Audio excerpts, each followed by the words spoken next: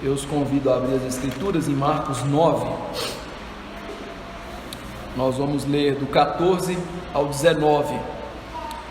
A seção toda, a história é do capítulo 9, 14 ao 29, mas é uma seção bem grande e com muitos detalhes. Então, para a gente aprender melhor, eu resolvi picar essa seção em pedacinhos menores, para a gente aprender melhor o que esse texto está dizendo.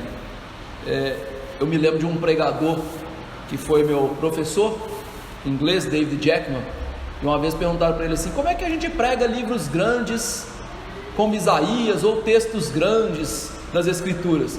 Ele falou: da mesma maneira que você comeria, por exemplo, um elefante, pedacinho por pedacinho.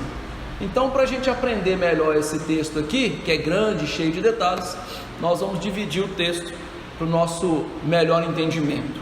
Então, Marcos 9, 14 a 19, eu vou fazer a leitura e peço aos irmãos que acompanhem com atenção. Marcos 9, 14 a 19. Diz assim a Escritura inspirada: quando eles se aproximaram dos discípulos, viram numerosa multidão ao redor e que os escribas discutiam com eles. E logo toda a multidão, ao ver Jesus, tomada de surpresa, correu para ele e o saudava. Então ele interpelou os escribas: que é que discutis com eles? E um dentre a multidão respondeu: mestre, trouxe-te o meu filho possesso de um espírito mudo, e este, onde quer que o apanha, lança-o por terra, e ele espuma, rilha os dentes e vai definhando. Roguei aos teus discípulos que o expelissem, e eles não puderam. Então Jesus lhe disse: ó geração incrédula, até quando estarei convosco? Até quando vos sofrerei? Trazei-me. Vamos parar por aqui. Senhor Deus, nosso Pai, estamos diante da palavra santa do Senhor e diante de uma palavra com uma cena gravíssima de incredulidade, de falta de interesse pelas coisas espirituais e por Jesus, e uma cena, Deus, em que teu filho chegou ao ponto de dizer que até quando ele suportaria aquelas pessoas, ele teria que aguentar aquelas pessoas. Que coisa difícil de ler e ouvir, porque aquela geração era incrédula, era perversa, era má. Infelizmente, a geração dos nossos dias tem se afundado em pecado de tal maneira que tem se tornado como essa geração. E é bem provável que no céu agora o teu filho esteja tendo o mesmo sentimento pelos crentes odiernos que teve por esses que o cercaram fisicamente. Mas eu te imploro que conosco hoje seja diferente. Não porque nós somos especiais, não porque nós merecemos alguma coisa do Senhor, mas é porque agora nós estamos recorrendo à misericórdia de Jesus, à graça beneficente do teu Filho, que nos perdoa, que nos molda, que nos constrange pelo pecado, que nos leva ao arrependimento, e que ao ouvirmos a palavra de Jesus hoje, que é o equivalente a ver como aquele povo viu Jesus, nós nos aquietemos e venhamos a nos constranger no coração por toda a incredulidade e mal que praticamos. E eu peço que o Senhor abra o nosso coração para a palavra. Nosso coração não seja como daquele povo idólatra de dura cerviz, para não receber as Escrituras da verdade, a palavra e o Evangelho da salvação. Descortina os nossos olhos espirituais, tira a nossa cegueira e produz a salvação, Senhor, arrependimento verdadeiro, transformação de vida. Ó Senhor, e que todas estas coisas venham trazer glória para o teu santo e bendito nome. Ajude-me a ser fiel, ajude os teus servos a serem fiéis. Em nome de Jesus eu te imploro. Amém. Queridos irmãos, como nós temos visto, a partir do fim do Evangelho, ou do capítulo 8 do Evangelho de Marcos, Marcos quer nos dar uma visão muito clara do que Jesus veio fazer. Isso se faz necessário porque os próprios discípulos tinham dificuldade de entender a missão de Jesus, o que Jesus veio fazer, e dificilmente estavam aceitando que Jesus deveria morrer pelos pecados dos seus eleitos. A ideia deles de Salvador, de Messias, não conseguia, queridos irmãos, aceitar essa ideia, compreender essa ideia.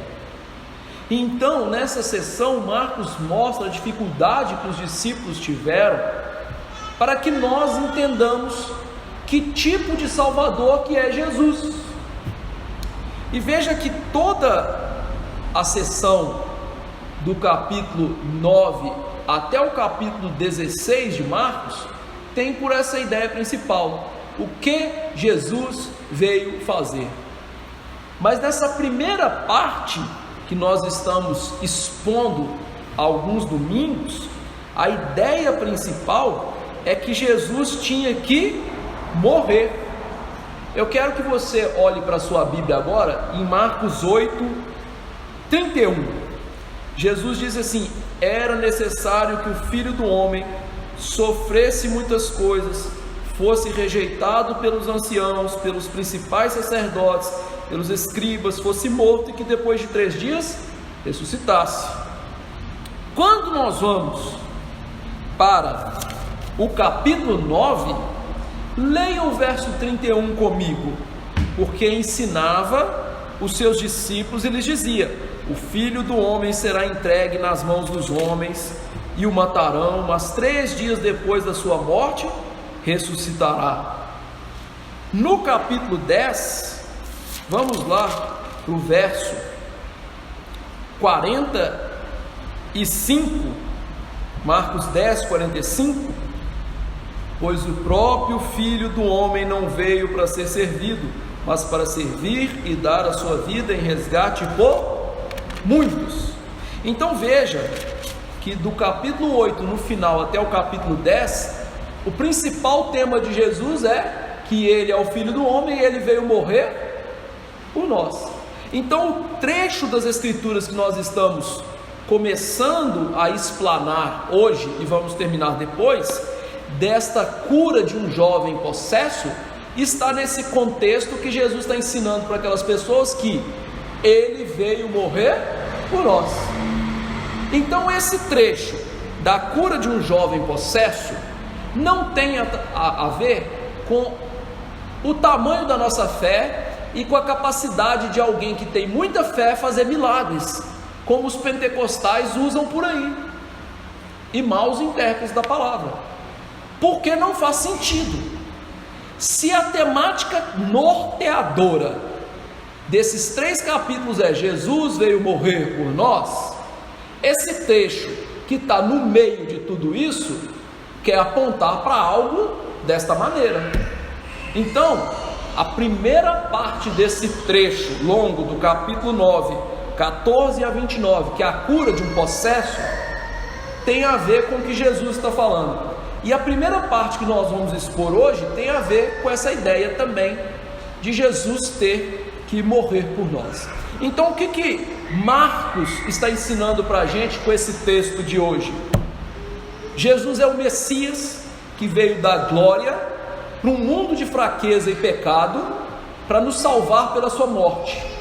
Então Jesus é o Messias que veio da glória, ou seja, do céu, para um mundo de pecado, fraqueza, miséria, e ele tinha que morrer para nos salvar. É isso que Marcos está querendo nos ensinar.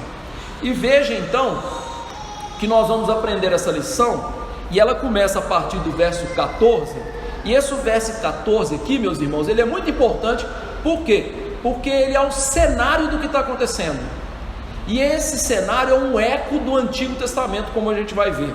Diz o texto: quando eles se aproximaram dos discípulos, viram numerosa multidão ao redor, e que os escribas discutiam com os discípulos. Então veja, essa cena é logo depois da experiência de Jesus lá no monte, com Pedro, Tiago e João, em que eles viram Jesus glorificado. E agora, quando Jesus desce rumo a Jerusalém, porque lá na glorificação dele, nós vimos no Evangelho de Lucas que Moisés e Elias conversavam com Jesus sobre o seu êxodo, ou seja, sobre a sua partida, sobre sua morte como Cordeiro Pascal. Jesus agora desce e encontra os discípulos. E como que aqueles discípulos que não estiveram no monte, eles estavam? Lembre-se, só 3 discípulos estavam com Jesus vendo a sua glória, e agora Jesus encontra com os 9 discípulos ali no vale. E como que eles estavam? A primeira coisa que diz é que eles estavam cercados de uma multidão, e essa multidão é aquela mesma multidão que seguia Jesus para ver sinais. Essa multidão está aqui cercando os discípulos, como a gente vai ver, porque os discípulos foram desafiados a curar um jovem possesso. E aquela multidão então, quando sabia que milagres estavam para acontecer, quando pessoas estavam para ser curadas, o que eles faziam? Vinham e abelhavam tudo, né? Ficavam em volta da cena. Então essa multidão aqui está aqui buscando o seu bem-estar temporal. É uma multidão que não está interessada em Jesus, na verdade. Como nós já vimos no Evangelho de Marcos, nós a chamamos de uma multidão de interesses. São pessoas que não estão interessadas na vida eterna, não estão interessadas em mudar de vida, só estão interessadas no seu prazer, no seu bem-estar, nas suas coisas. Veja que essa multidão, que como eu afirmei durante todo o Evangelho, lembra muito aquilo que tem acontecido nos nossos dias, de igrejas que falam de dinheiro, de poder, de curas, que estão lotadas. Ou seja, pessoas que estão sempre cercando, entre aspas, os discípulos de Jesus e o próprio Jesus, mas não pelos motivos certos, mas pelos motivos errados. Então a cena, em primeiro lugar, tem essa multidão, uma multidão de pessoas que parece crente, uma multidão de pessoas que parece que segue a Jesus, mas uma multidão que daqui a pouco em Jerusalém vai gritar assim: matem esse tal de Jesus. Além da multidão, Marcos faz questão de mostrar para a gente que havia ali também os escribas, os doutores da lei, e que esses doutores da lei estavam discutindo com os apóstolos. Nós não temos explicitamente o que eles estavam discutindo com os apóstolos, mas implicitamente, em toda a sessão, eles estavam tripudiando dos apóstolos. Por que eles estavam tripudiando dos apóstolos? Porque nós vamos ver adiante que um jovem possesso chegou ali para ser curado, e quando os apóstolos tentaram curar aquele rapaz, nada aconteceu.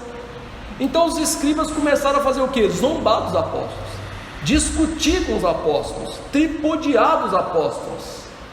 Então vejam o cenário completo: Jesus descendo com os 3 discípulos do monte, e agora no vale nós temos 9 discípulos, uma multidão que não se interessa por Jesus, e os escribas que estão ali discutindo com os discípulos e fazendo mal para os discípulos.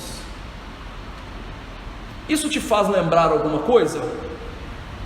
Essa cena, meus irmãos, é um eco da palavra de Deus. Você deve se lembrar que na nossa liturgia, há pouco, nós lemos o que aconteceu com Moisés, quando foi receber, lá em meio à glória celeste, a lei de Deus. Moisés subiu no monte e ficou lá para receber a lei de Deus, e tão logo que ele esteve no monte recebendo a lei de Deus, e ele desce do monte, o que ele encontra?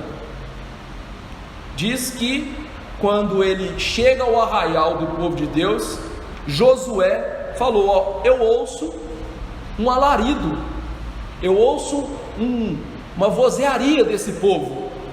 E aí Moisés diz: não é um alarido de guerra, não é um alarido de quem chora, isso aí na verdade é um alarido de danças, de festa. Então ele percebe o quê?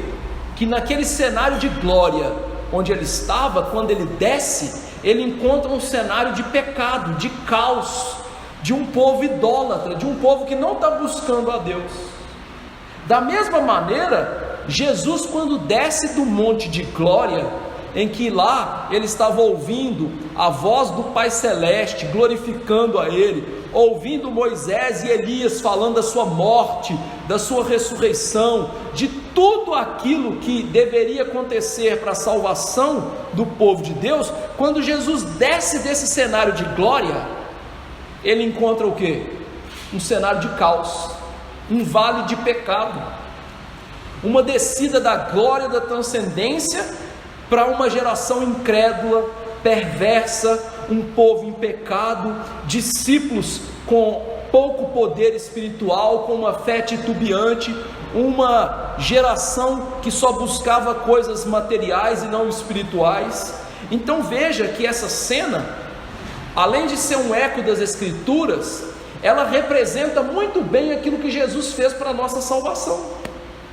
Nós lemos aqui em Hebreus, por 2 momentos, que Jesus deixou a glória celeste, o gozo do céu, a alegria dos anjos cantando, não fazendo caso da ignomínia, fazendo-se carne, encontrando durezas do pecado, para quê? Para nos salvar. Então essa cena aponta para essa realidade salvífica, de Jesus deixar a glória, de Jesus deixar o gozo, de Jesus deixar o ambiente perfeito do céu, em que os anjos adoravam a beleza da sua santidade, para vir nesse mundo de pecadores pobres para salvá-los. E se Jesus não tivesse a disposição de deixar a glória para fazer isso, jamais seríamos salvos. E aí veja que agora faz sentido você olhar para Jesus repreendendo, e o Pai Celeste repreendendo Pedro, que dizia: Senhor, vamos fazer tendas e ficar aqui. Jesus tinha que descer da glória para encontrar um ambiente de caos, tinha que descer da glória e encontrar um ambiente de pecados. Para quê? Para nos salvar, para nos socorrer, para nos ajudar. E veja que a cena vai mostrar que Jesus vem socorrer os seus, ele vai socorrer os seus eleitos, aqueles que ele quer salvar. Porque veja como Marcos escreve que tão logo que Jesus chegou naquela cena, a multidão, tomada de surpresa, cercou, mas Jesus não ligou para a multidão. E aí veja que coisa interessante, Jesus acabou de chegar perto dos discípulos e a multidão ficou surpresa. Nós não sabemos, meus irmãos, o motivo exato do que essa multidão ficou surpresa. É bem provável que Marcos esteja narrando aqui que os 9 discípulos tenham falado para essa multidão que, ó, Jesus não vai vir aqui agora. E aí Jesus desce daquele monte e encontra, eles ficaram surpresos.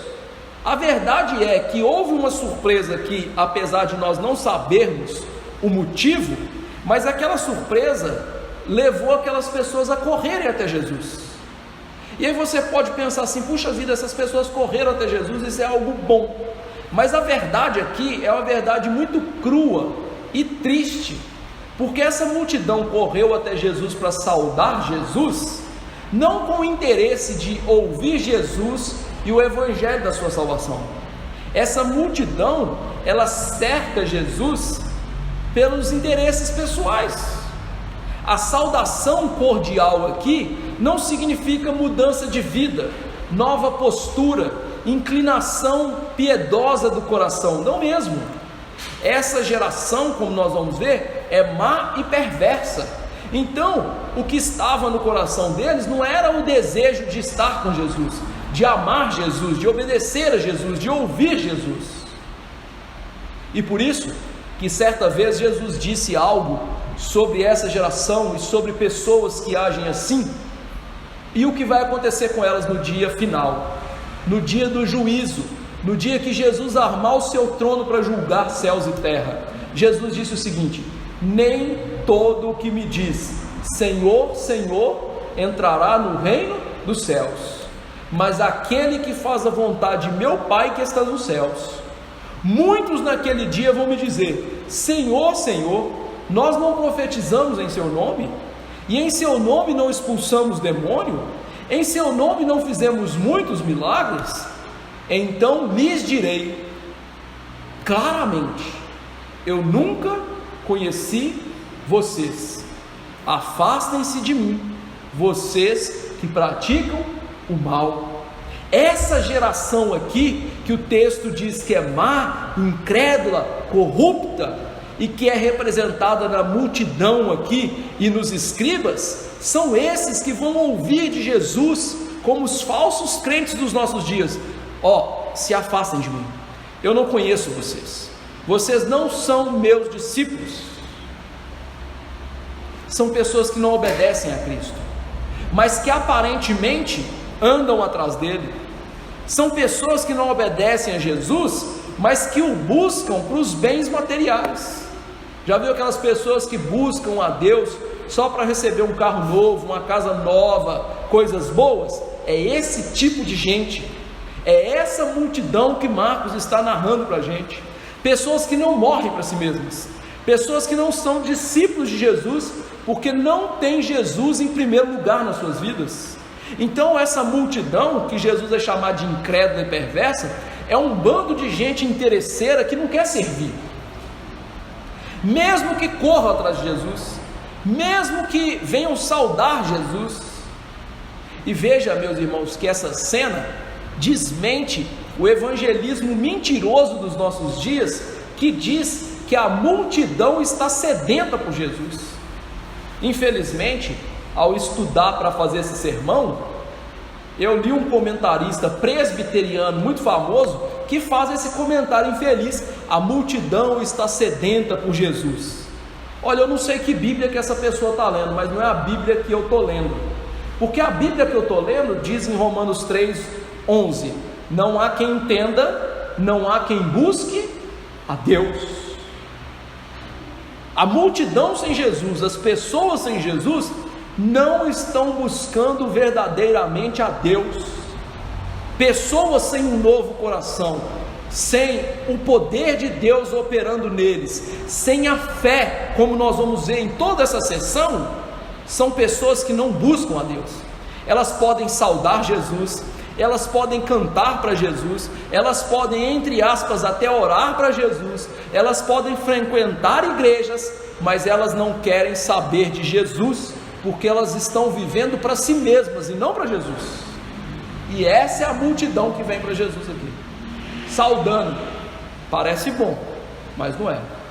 E aí veja que Jesus não dá a mínima para eles. O verso 16 diz que então Jesus voltou para os escribas e interpelou: que é que discutia isso com eles? Eles quem? Seus discípulos. Jesus não se volta para a multidão, percebeu?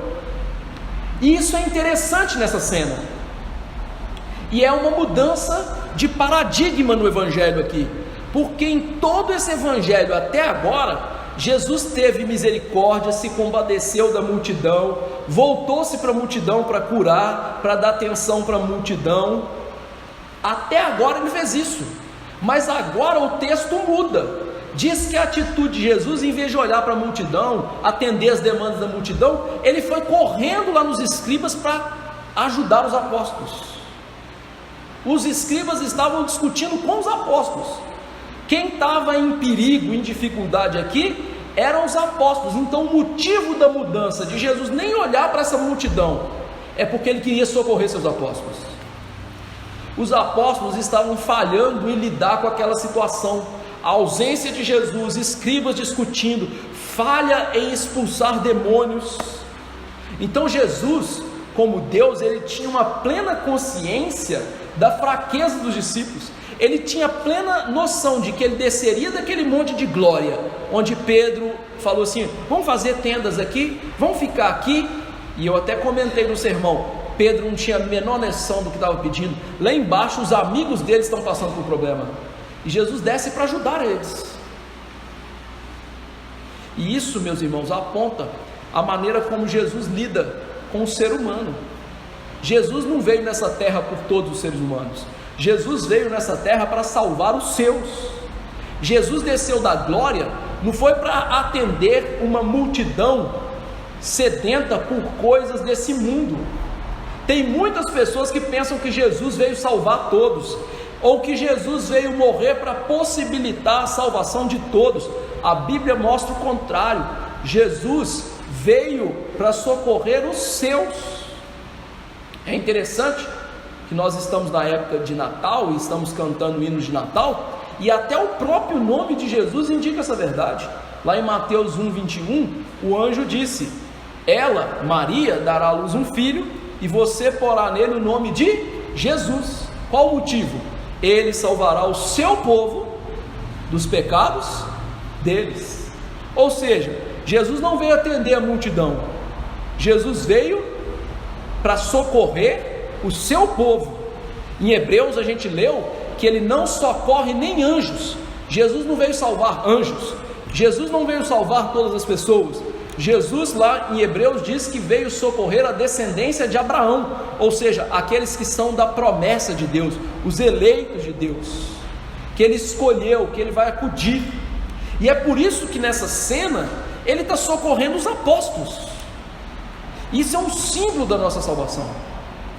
E em segundo lugar, ele socorre os apóstolos nas fraquezas deles.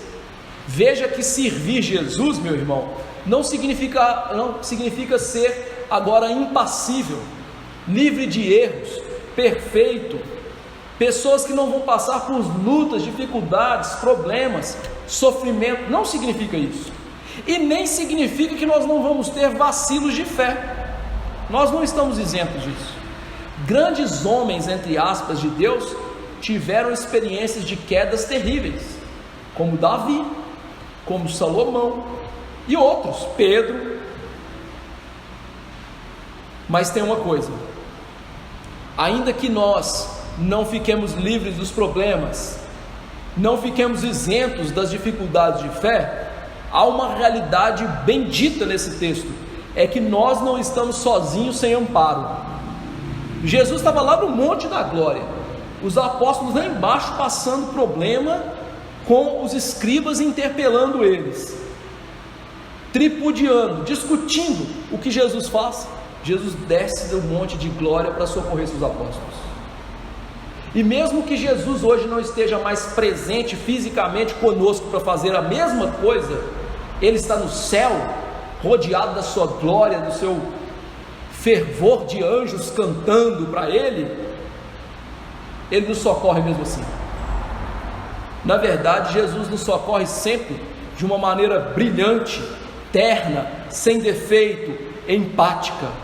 Por isso o autor de Hebreus disse: era necessário que em todas as coisas ele se tornasse semelhante aos irmãos, para ser misericordioso e fiel sumo sacerdote nas coisas referentes a Deus, e para fazer propiciação pelos pecados do povo, pois naquilo que ele mesmo sofreu quando foi tentado, é poderoso para correr os que são tentados. Ou seja, Jesus hoje continua nos socorrendo, e Ele continua poderoso para nos socorrer. Confie nisso. Jesus sabe exatamente o que os apóstolos passaram, e Ele sabe exatamente o que eu e você estamos passando, e aquilo que nós precisamos de socorro, mas Ele socorre os seus. Jesus não socorre ímpios, Jesus não atende pecadores. Veja que Jesus não socorreu os escribas, Jesus não socorreu a multidão. Essas pessoas odiavam a Deus, essas pessoas não seguiam a Jesus, e é por isso, curiosamente, que essa multidão cercava os apóstolos e os escribas tripudiavam dos apóstolos. Por que eles estavam fazendo isso? Porque eles amavam colocar Jesus em problema. Lembre-se que os escribas, fariseus, saduceus, vira e mexe, eles tentavam colocar Jesus em situações difíceis, armar ciladas para Jesus. Mas veja como Jesus é maravilhoso. Jesus, com uma simples pergunta: o que vocês estão discutindo com os meus discípulos? Ele fez aquele povo calar. A alegria dos discípulos veio, e a alegria agora dos escribas foi por terra. Eles ficaram embaraçados que nem sequer responderam para Jesus. Repentinamente a alegria de estar ali zombando dos apóstolos foi embora, porque Jesus veio socorrer os seus. E é interessante, meus irmãos, que nessa cena nós aprendemos uma outra coisa em relação ao nosso sofrimento hoje. Por que hoje os discípulos de Jesus são perseguidos, são tripudiados? Simples. O diabo e o mundo agem assim porque eles não podem ferir a Cristo. É impossível que Jesus, na sua glória, seja atacado pelo diabo, pelo mundo, pelas essas hostes infernais da terra. O que eles fazem então é o que o diabo estava fazendo agora por meio desses escribas, tripudiando os apóstolos. O que o mundo e o diabo fazem hoje é perseguir os discípulos de Jesus, já que eles não podem ferir Jesus. Então não espere nesse mundo que você viva uma vida em paz, vivendo a verdade e falando a verdade com as pessoas. Sempre que você viver a verdade e falar a verdade, as pessoas que são ímpias, que não conhecem Jesus, vão lhe fazer mal, vão lhe perseguir, vão lhe taxar de doido, né? De radical, de maluco, daquela igreja maluca. Por quê? Porque eles odeiam Jesus, porque eles queriam fazer mal a Deus, mas não podem. Então eles fazem mal a nós, o corpo de Cristo. Mas uma coisa é certa: nessa situação de dificuldade, de luta, de desprazer, por perseguições, por acusações, por falsas palavras, Jesus vem e silencia essas pessoas com a verdade, mostrando-nos que somos preciosos, eleitos, crentes, valorosos, alvo da sua disciplina. E mesmo que nós estejamos falhando, porque quando Jesus socorreu os apóstolos aqui, eles estavam em falha. Que Jesus maravilhoso, não? Você ia socorrer alguém numa falha? Você ia estender a mão para alguém que está te prejudicando? Mas é isso que Jesus está fazendo com os apóstolos. E aí veja, né, a falha dos apóstolos vai ficar evidenciada agora. Quando Jesus perguntou aos escribas, silenciando: por que vocês estão discutindo com os meus apóstolos? Eles não falaram nada. Os apóstolos não falaram nada. Então gerou aquela cena que a gente fica brincando assim do grilinho, né? Cri, cri, cri, cri, cri, cri. Já viu? Todo mundo cala a boca. E aí um dentre a multidão, diz o verso 17, né? Respondeu: mestre, trouxe-te meu filho possesso de um espírito imundo. Então logo que aquele silêncio todo se fez, todo mundo ficou caladinho. Um lá do meio da multidão, né? Mestre, chama Jesus de mestre. Mestre. E aí é interessante nós vemos aqui o contraste da cena entre esse homem que está chamando Jesus de mestre e os escribas que estavam ali tripudiando os apóstolos, e não só a multidão que saudou Jesus, mas que não tinham a palavra desta maneira com Jesus. Porque, meus irmãos, esse homem chamou Jesus de mestre, mas em todo o diálogo ele não só chamou Jesus de mestre. Lá em Mateus, esse mesmo texto diz que ele chamou Jesus de Senhor. Nós temos visto até agora no Evangelho que as pessoas que chamavam Jesus de Senhor, estava acontecendo uma coisa com eles. Você deve se lembrar que essa foi a cena, por exemplo, de Jairo, né? O homem lá da sinagoga que também chamou Jesus assim. Também daquela mulher hemorrágica que referiu-se a Jesus como Senhor. Em ambos esses casos citados, em outros que a gente poderia citar, quando as pessoas começam a olhar para Jesus e chamá-lo Senhor, desta maneira, o que está acontecendo com aquelas pessoas? Deus está produzindo fé naquelas pessoas, não uma fé perfeita como a gente vai ver, não uma fé na ponta dos cascos como a gente vai ver, mas Jesus está gerando fé.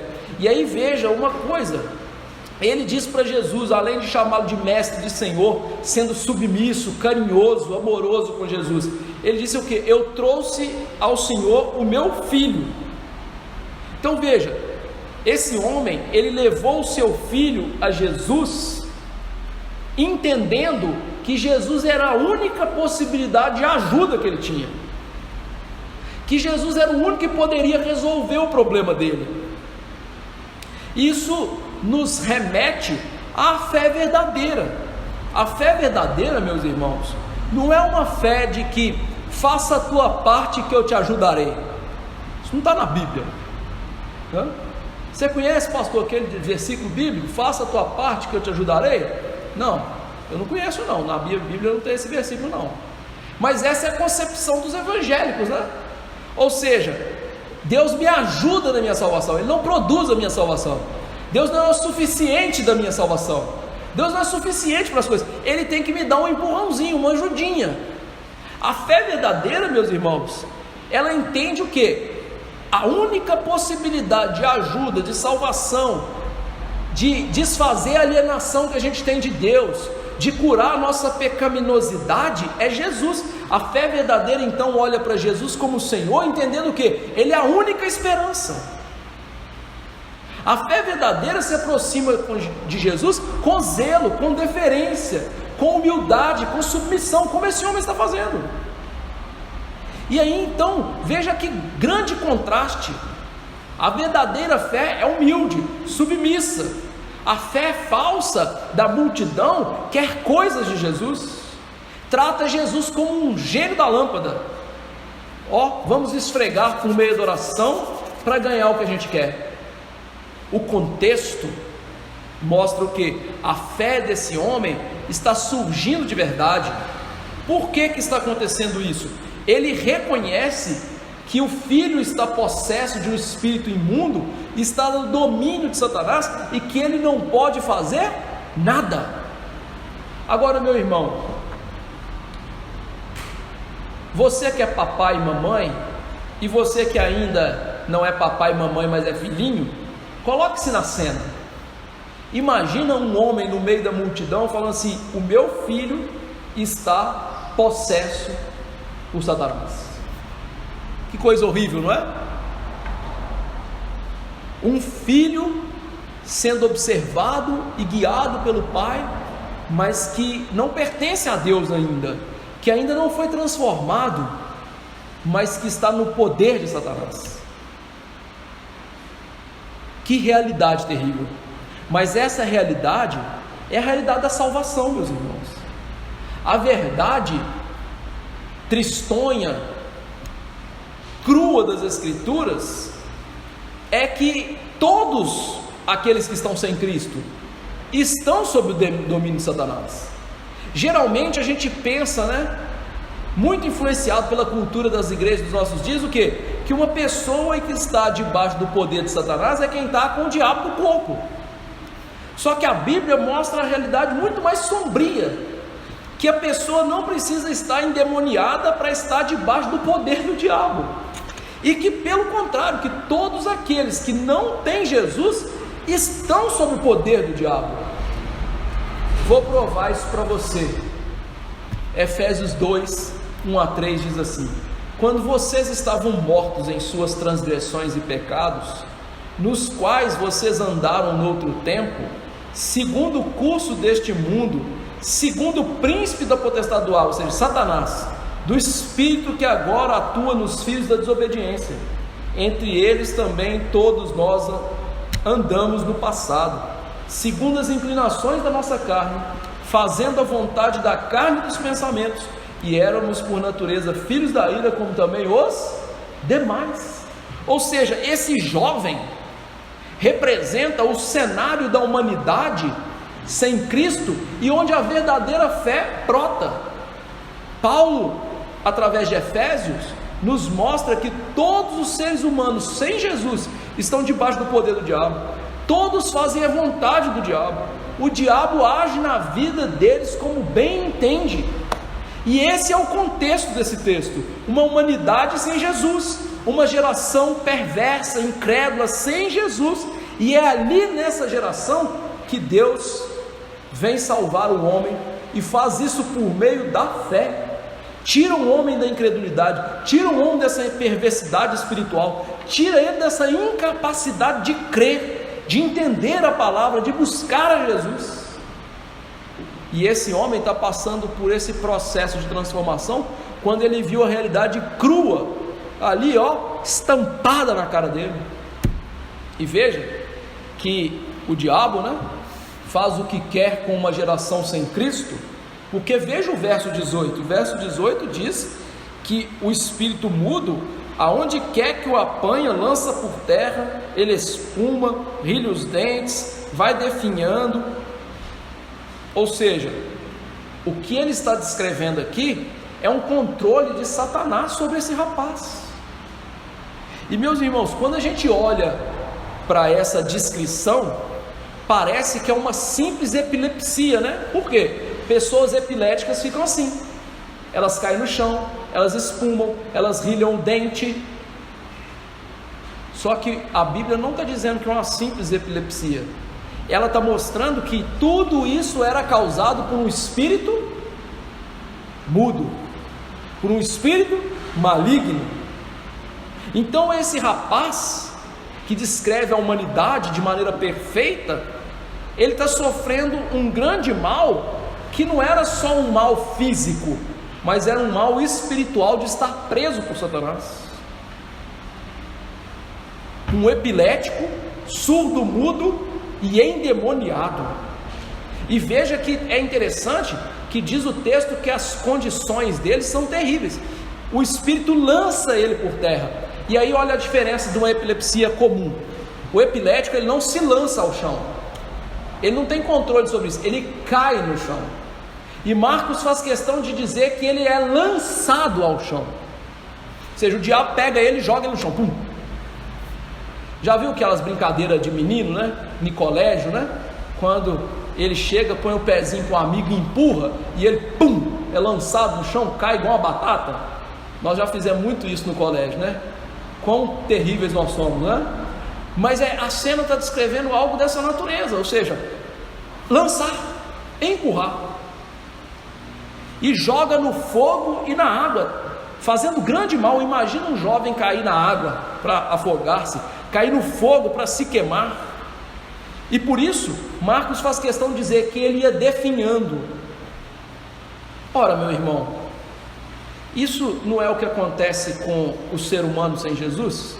O ser humano sem Jesus, como a gente viu, além de ser um joguete de Satanás, ele só vai definhando.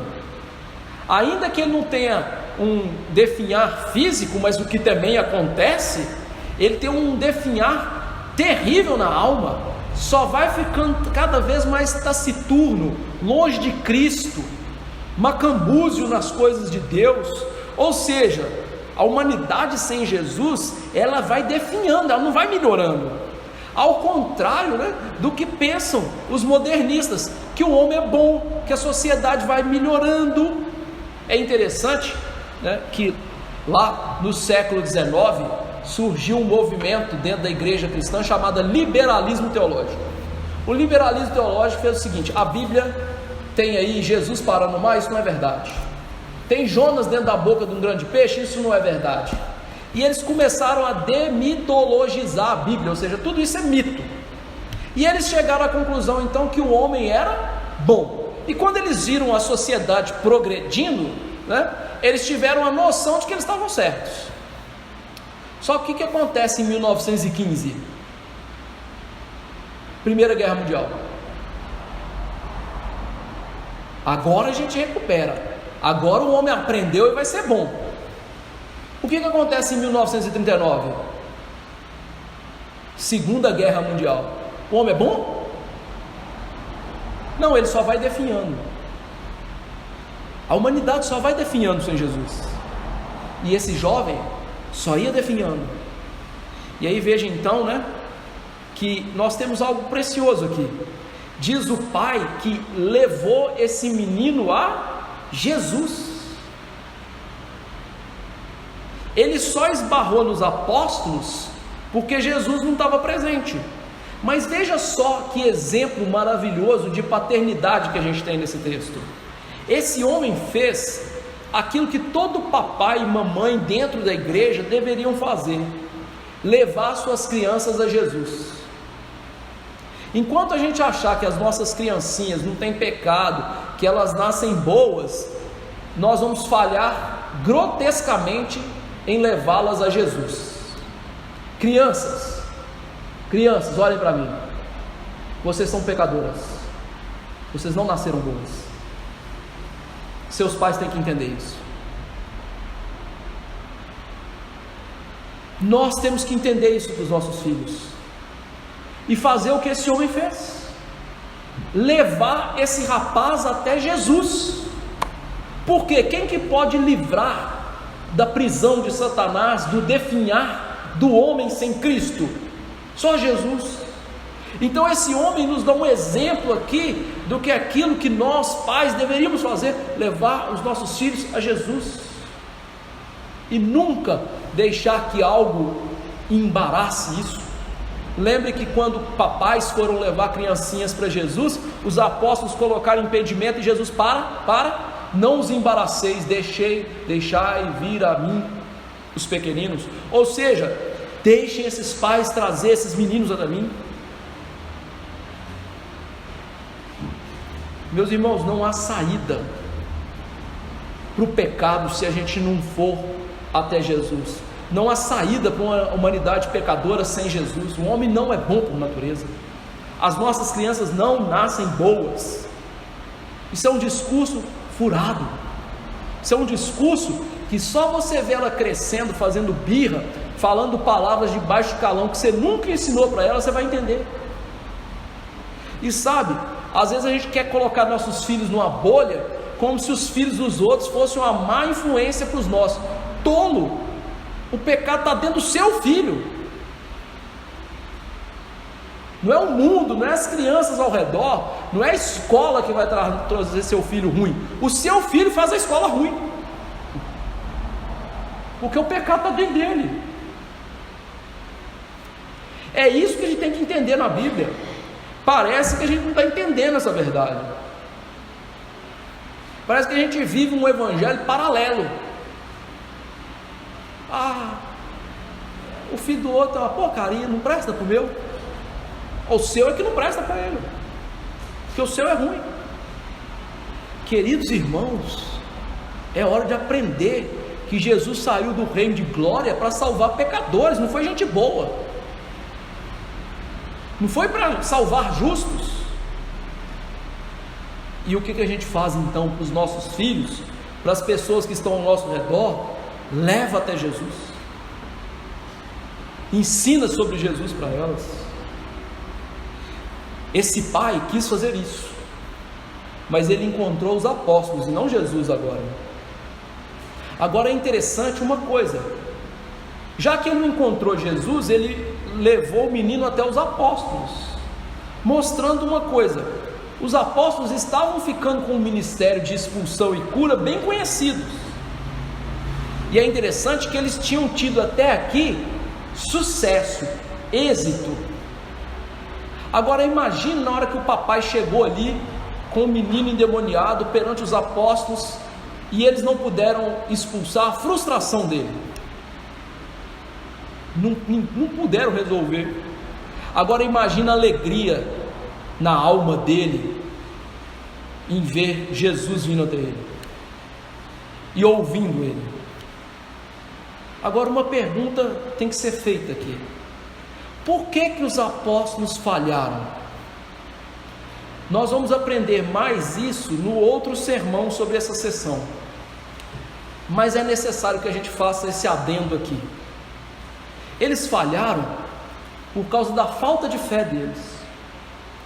Essa sessão está falando de um Cristo que tem que morrer e ressuscitar, e que a verdadeira fé e uma fé pujante é aquela que entende isso e se firma nisso. Mas esses 9 apóstolos que ficaram lá no sopé do monte, no vale da depressão, do pecado, da angústia, eles não viram a glória e não ouviram sobre a morte de Jesus na boca de Moisés e Elias. E antes, quando eles ouviram da boca de Jesus que ele tinha que morrer, eles não quiseram aceitar essa verdade. Então por que eles estão falhando aqui? E eu disse que esse é o cenário da falha dos discípulos. Eles estão falhando por um motivo simples, porque eles desconheceram que para fazer a obra de Jesus é preciso entender a morte e a ressurreição de Jesus. Isso é um grande alerta para a gente. Ou seja, a obra de Jesus tem o poder de Jesus quando nós falamos o evangelho verdadeiro e completo de Jesus. Não é o Jesus pela metade, não é o evangelho pela metade, não é a palavra pela metade, não, é o completo, o todo. E os apóstolos falharam nisso, porque eles não queriam aceitar um Messias que ia morrer. E agora então eles precisam de socorro de Jesus. E veja então que diante desse cenário, Jesus olha para aquele povo e diz algo que é estarrecedor. Então Jesus lhes disse, verso 19: ó geração incrédula, e Mateus coloca perversa, ó geração incrédula e perversa, até quando estarei com vocês? Até quando sofrerei vocês? Ou suportarei no original? Trazei o menino.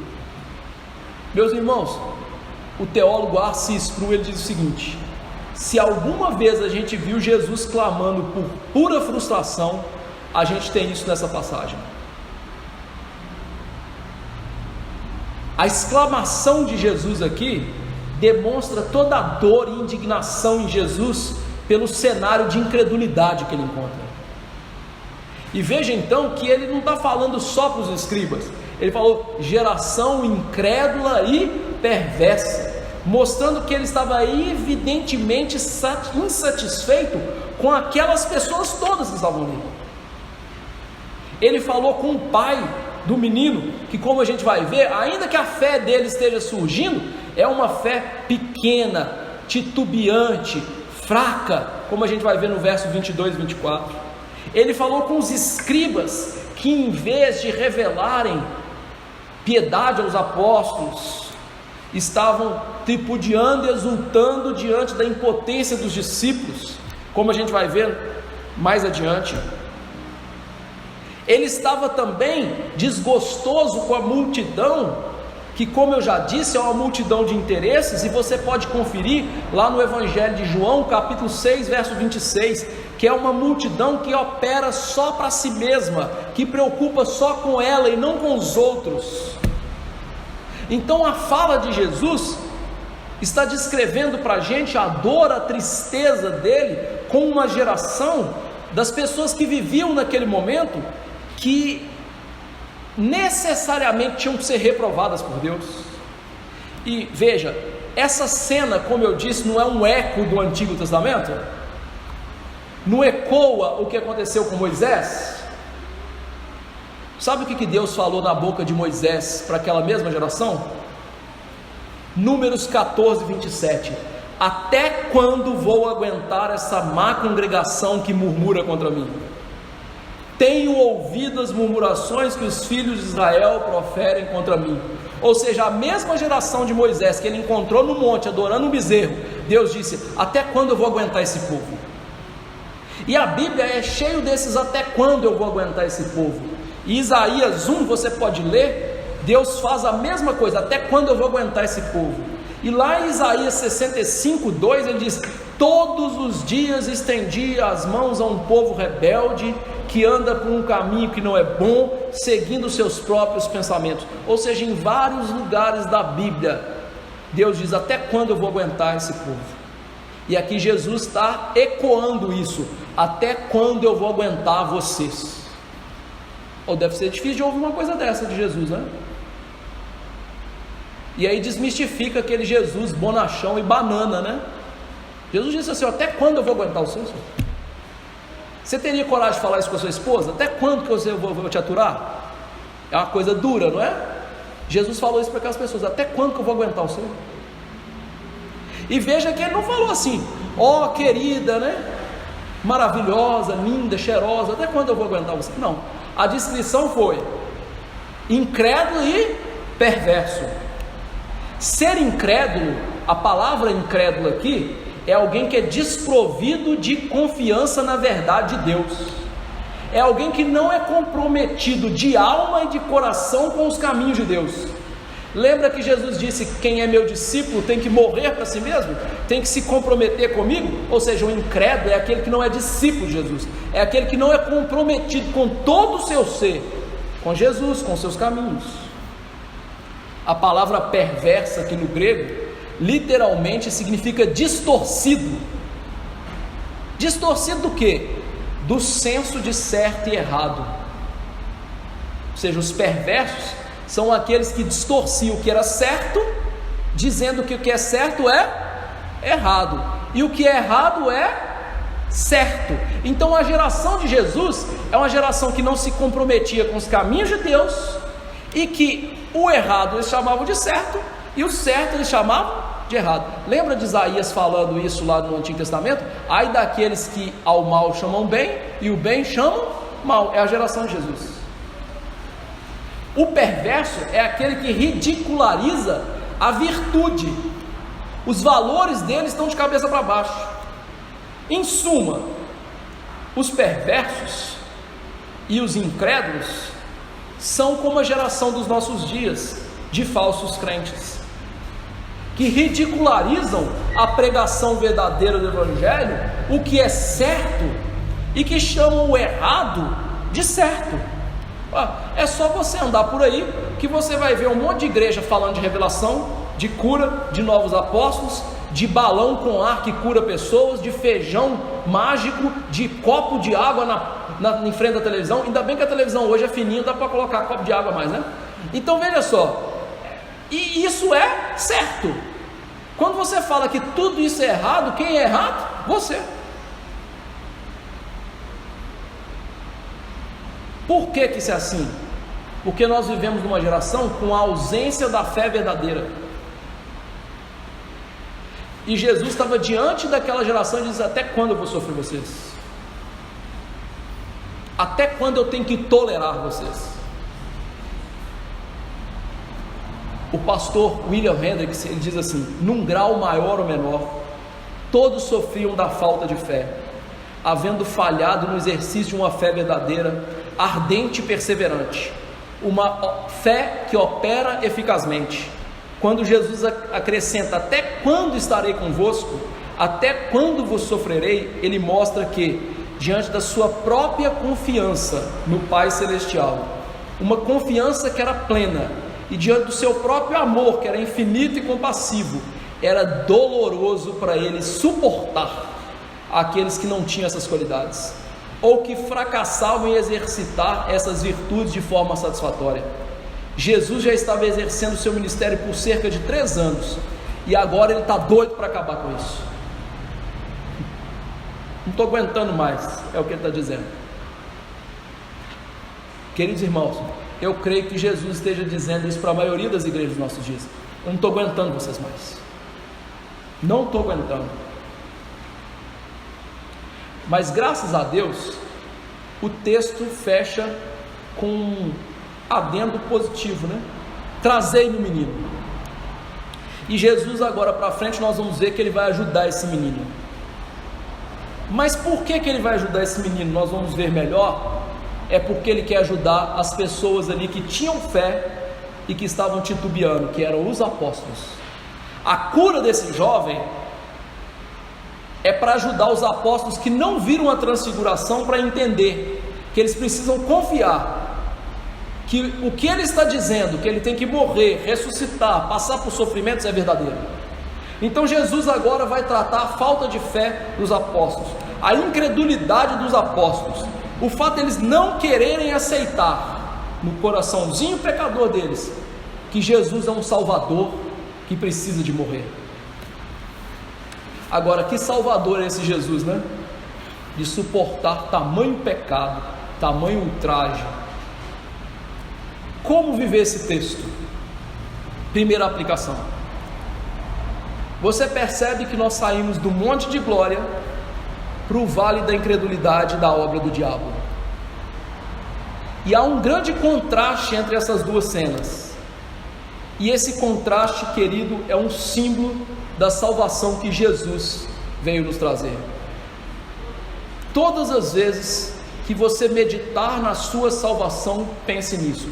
Jesus deixou o céu coberto de glória, dos prazeres do céu, para vir para esse mundo de dores, de tristezas, de lutas, de obra do diabo, para te salvar. E ele veio para socorrer você, crente verdadeiro, que tem fé nele. Fé pequena, fé titubeante, mas fé verdadeira. E ele veio fazer isso porque ninguém, nem você, nem seu amigo, nem Maria, nem qualquer anjo poderia nos fazer isso. Desfazer a obra do diabo na nossa vida. Então, louve a Cristo por deixar o céu, não fazendo caso da ignomínia, para vir te socorrer num vale de tristeza. Louve a Jesus, tenha prazer nesse Jesus, medite nesse Jesus, anseie esse Jesus, tenha alegria nesse Jesus. Segunda aplicação: Jesus voltou para a sua glória, mas não significa que ele não socorra. Primeiro, que Jesus deu o Espírito Santo, chamado de o outro Consolador, para estar conosco, para nos socorrer. Então ele já não deixou a gente sozinho, mas lá no alto céus, Jesus vê nossas lutas, nossas provas, e como o autor de Hebreus disse, ele sabe muito bem o que a gente passou, e ele é então capaz de nos socorrer. Jesus olha para as tentações que você está passando, e ele sabe o que é isso. Jesus olha para o pecado que você está vivendo, ainda que ele não tenha cometido pecado, mas por ter conhecido o mundo de pecado, ele sabe o que você está passando, o que você precisa. Jesus olha para as suas quedas e sabe do socorro, da temperança, da graça que você precisa. Jesus, meu irmão, é o seu sumo sacerdote. Ele sabe o que é padecer, então ele sabe o que é compadecer, e as suas fraquezas são alvo da oração de Jesus no céu. Portanto, não se desespere na luta contra o pecado, não se desespere na luta nesse mundo, porque aquele que desceu do céu para te salvar, ainda que ele não desça do céu hoje, ele tem todo o poder de ir lá socorrer você.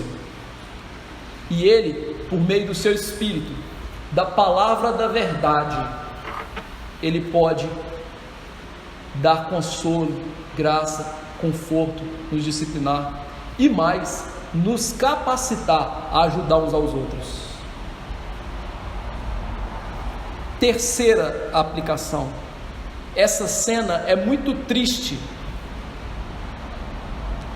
em que Jesus viu a incredulidade daquele povo e viu a dificuldade dos apóstolos em atender, em ajudar o pai da família que tinha ali o seu filhinho possesso. Infelizmente, essa cena da incapacidade dos apóstolos ajudar alguém é a cena que nós mais vemos hoje na igreja dos nossos dias.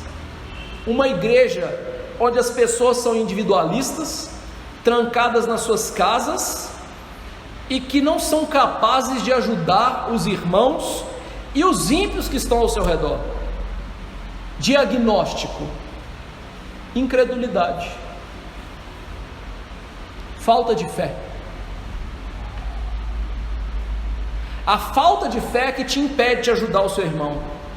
A falta de fé é que te impede de ajudar o ímpio, evangelizando ele, porque ele está indo para o inferno.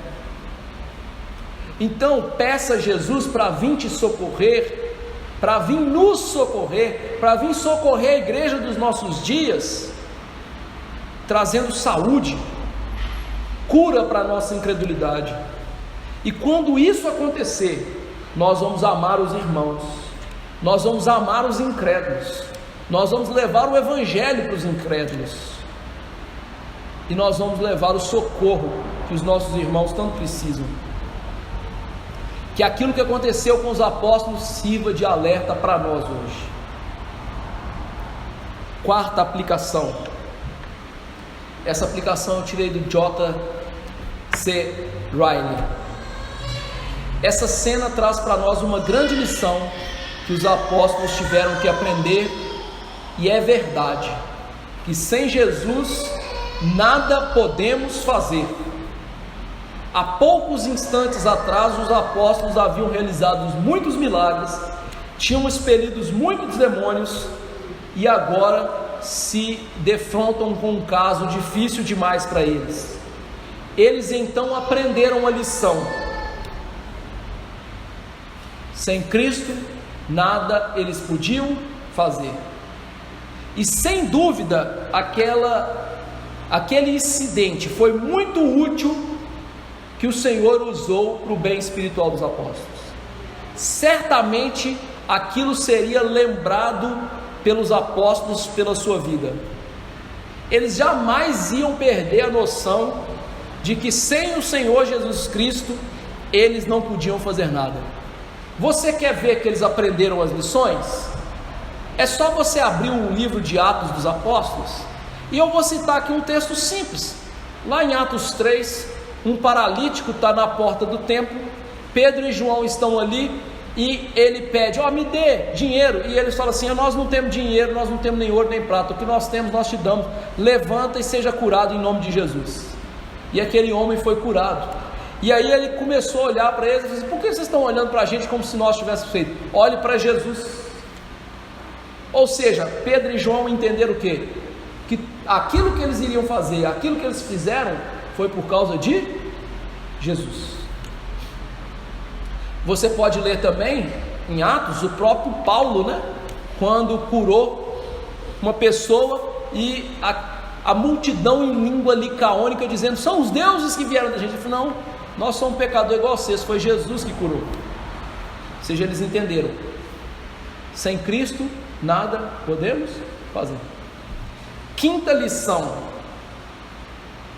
as coisas que nós aprendemos por meio de experiências dolorosas permanecem em nossa verdade, em nossa mente para sempre. Entretanto, aquilo que a gente ouve falar, mas não passa por aquilo, frequentemente vai embora na nossa vida. O que eu estou dizendo? Que aquelas lições da Bíblia que a gente mais aprende são aquelas que Deus nos faz passar pelo vale da tristeza, da amargura, da incredulidade, que Ele estampa na nossa alma a verdade pelo prego da aflição. E nós poderíamos citar inúmeros casos na igreja desta maneira, na Bíblia desta maneira. As lições duras são aquelas que são gravadas na alma. Eu vou citar aqui, Thomas Cromwell. Você deve saber dele, mas certa vez ele negou a Jesus e a fé reformada por breve tempo. Mas quando esteve para ser, depois de confessar sua fé novamente, para ser executado, quando foi colocado na fogueira, a mão que ele assinou antes, que dizia que ele não cria mais naquelas coisas, ele disse: Senhor, eu coloco essa aqui no fogo mais ardente, foi aquilo que me fez pecar. Ou seja, o sofrimento dele na alma por ter negado a Jesus entranhou de tal maneira que quando ele foi morrer queimado, não deve ser coisa fácil, ele pegou a mão que ele negou a Jesus e ele pôs no fogo mais quente, que aquilo foi entranhado na alma dele. Ou seja, lições aprendidas em grandes fraquezas ficam para sempre. Sexta lição: isso deveria nos ensinar o quão humildes nós devemos ser. Esforce-se, irmão, para perceber a cada dia a necessidade da graça e da presença de Jesus com você, porque a menor das tentações, se Cristo lhe cobrir a sua face bondosa de graça, vai lhe julgar no chão. Você já percebeu quantas tentações Davi venceu, até que ele caiu por uma mulher na frente do seu palácio? Um cara que derrotou gigante, derrotou um monte de rei, derrotou exércitos desbaratando com tamanha coragem, fugiu de Saul com vigor, com verve durante muito tempo, mas na hora que Deus escondeu a luz do seu rosto, ele caiu em pecado com uma simples mulher. E eu não estou sendo aqui machista, viu, gente? É só pelo tamanho dos desafios que ele enfrentou, mostrando que quando Deus esconde a luz do rosto dele sobre nós, da sua graça, do seu favor, a menor das tentações pode nos derrubar. Então seja humilde e a cada dia ore para Deus: Senhor, não me deixe depender de mim mesmo e da minha força.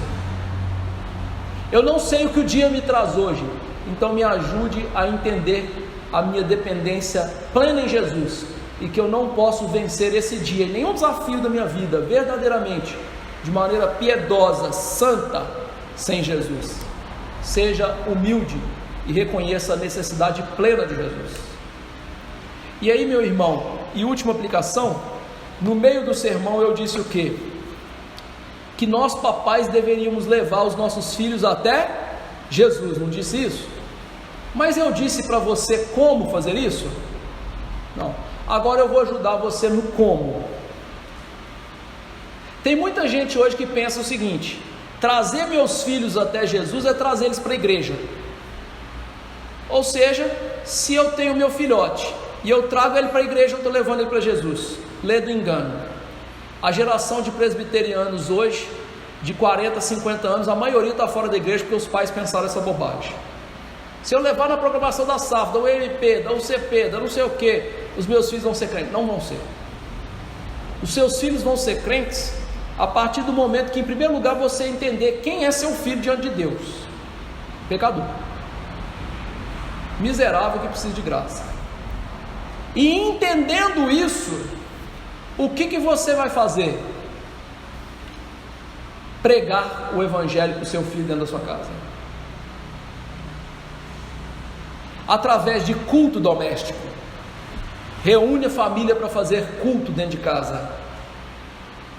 Pregue o evangelho para ele ali. Ensine o catecismo para ele aprender o evangelho ali através de perguntas e respostas. Além do culto doméstico, faça devocional com cada um dos seus filhos. Tem 4, faz devocional com cada um, para ensinar ele a ser crente, a ler a Bíblia, a orar sozinho. Depois que ele tiver maturidade, ele vai fazer sozinho, mas até ele ter, faça isso com cada um dos seus filhos. Além disso, aplique a disciplina corretiva, como Deus faz conosco. E quando você for aplicar a disciplina corretiva, não é chutar a cabeça do menino, né?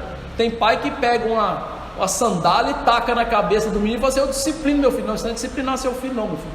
Disciplinar seu filho é você chamar ele e falar assim: filho, qual o pecado que você cometeu? Ira, papai. Então isso é um pecado contra o 6º mandamento: não matarás. Qual que é o salário do seu pecado? Morte, papai. Seu pecado merece então condenação. Filho, como que você pode ficar livre da condenação? O que você faz, filhote? Cumpre a lei? Não, papai.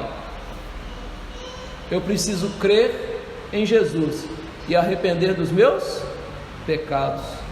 E aí no final de tudo isso, você ora com seu filho, faz ele pedir perdão e depois você entra com a vara. Isso é ensinar o filho o evangelho por meio da disciplina.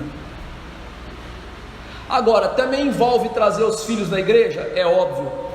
Envolve ensinar eles a se portar na igreja? É óbvio. mas também ensinar os filhos a ouvir a palavra. E uma outra coisa, os nossos filhos, eles fazem o que a gente faz, não é?